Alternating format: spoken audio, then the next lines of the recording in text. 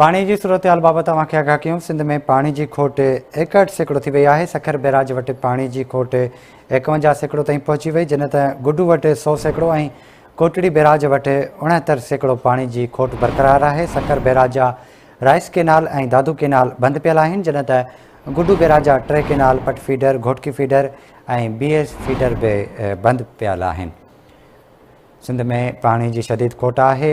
खोट वधी 61% थी वई आहे। सखर बैराज वटि पानी की खोट 51% ताईं पहुची वई, जॾहिं त गुडू वटि 100% ऐं कोटड़ी बैराज वटि 69% पानी की खोट बरक़रार आहे। तव्हांखे ॿुधाईंदा हलूं, सखर बैराज जा राइस केनाल ऐं दादू केनाल बंद पियल आहिनि, जॾहिं त गुडू बैराज जा 3 केनाल पट फीडर, घोटकी फीडर ऐं BS फीडर भी बंद आहिनि। राब्तो कयो आहे सखर में शाहिद चना सां। शाहिद ॿुधाइजो, पानी की खोट 61% थी वई आहे, जॾहिं त सखर बैराज वटि पानी की खोट 51% पहुची वई आहे। जी बिल्कुल, हूअं त गुज़िरियल केतिरनि ई ॾींहंनि खां में पानी जी खोट जेका आहे उहा शिदत अख़्तियार करे वरिती आहे ऐं आबादगार पूरी सिंध जे अंदरि पानी जी खोट जे ख़िलाफ़ सरापा एहतजाज बणियल आहे। हिन वक़्तु सिंध में पानी जी खोट जेका आहे उहा मजमूई तौर ते 61% ते वञी पहुची आहे।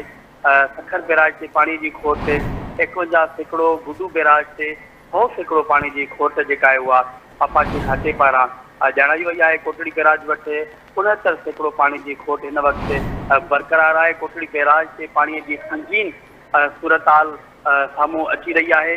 जॾहिं त मां तव्हांखे ॿुधायां त हिन वक़्तु सखर बैराज जा 7 केनालनि मां 2 केनाल जेके आहिनि उहे बंदि आहिनि। राइस केनाल ऐं दादू केनाल बंद पियल आहिनि गुज़िरियल केतिरनि ॾींहंनि खां, जॾहिं त गुडू बैराज जा 3 केनाल पट फीडर, घोटकी फीडर ऐं BS फीडर बंद पियल आहिनि। इन्हनि पट फीडर जे ज़रिए बलोचिस्तान खे पानी मुहैया कयो वेंदो आहे, पर गुज़िरियल केतिरनि ॾींहंनि खां 3 केनाल जेके आहिनि उहे गुडू बैराज जा बंद पियल आहिनि, जंहिं सबबु बलोचिस्तान खे पानी जी फराहमी जेका आहे उहा नथी सघी आहे। हिन वक़्तु सखर बैराज वटि 24 कलाकनि जे दौरान रुगो 2000 क्यूसेक पानी में वाध ॾिसण में आई आहे। मथां वेकिरो हिन वक़्तु 31,010 क्यूसेक आहे, जॾहिं त हेठां वेकिरो 11,150 क्यूसेक रिकॉर्ड कयो आहे। अहिड़ी तरह जेकॾहिं गुडू बैराज की ॻाल्हि कजे त गुडू बैराज वटि 24 कलाकनि जे दौरान 1000 क्यूसेक पानी में रुगो वाध थी आहे। मथां वेकिरो गुडू बैराज जो 36,800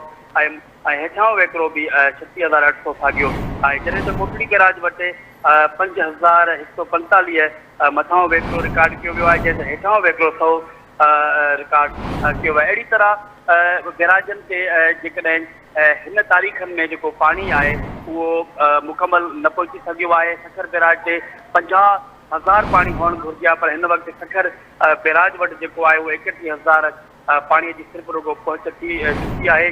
जॾहिं त गुडू बैराज वटि 80,000 ताईं जी जेका आहे उहा पाणी जी पहुच हुजणु घुरिजे आहे, पर हिन वक़्तु उते बि पाणीअ जी जेका आहे उहा तमामु 36,000 पाणी रिकॉर्ड कयो आहे। उते बि पाणी जी तमामु घणी शॉर्टेज ॾेखारी वई आहे, पर आपाची खाते पारां इहो ॼाणायो वियो आहे त मथां खां जेको पाणी शोर कयो वियो आहे उहो 15 मई ताईं, 14 ऐं 15 मई ताईं पाणी जी जेका फराहमी गुडू ऐं सखर बैराज ते पुॼंदी, त पोइ केनाल बि खोलिया वेंदा ऐं पाणी जेका आहे उहा पाणी में बहितरी ईंदी ऐं पुछड़ी वारे इलाइक़नि ताईं जेसिताईं मुमकिन आहे उते पाणी शोर कयो वेंदो।